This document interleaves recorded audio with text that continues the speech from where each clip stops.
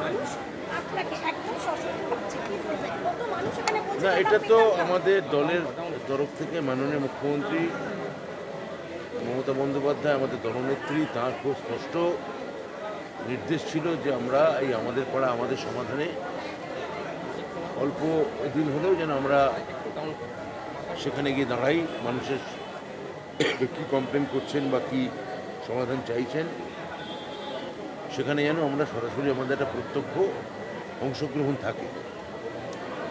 আমাদের নেতা অভিষেক বন্দ্যোপাধ্যায়ও সেইভাবেই আমাদের দলগতভাবে নির্দেশ দিয়েছিলেন। আজকে আমি আমার 14 নম্বর ওয়ার্ড দক্ষিণ দমদমের আমার টাউন প্রেসিডেন্ট সুকান্ত সেন শর্মা ওয়ার্ডে এসেছি এবং এখানে মানুষের সঙ্গে অনেকক্ষণ কথা বললাম, আরও খানিকক্ষণ কথা বলবো। এখানে খুব সুষ্ঠুভাবে কাজ হচ্ছে।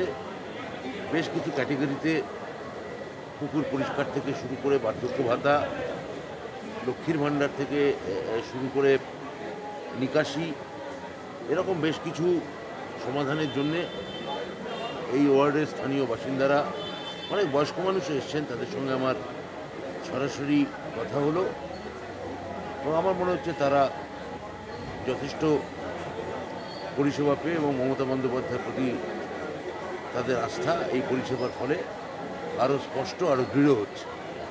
তাদের একটা অন্য প্রশ্ন করি, আজ মনোজ পাল দিল্লি গেলেন নির্বাচন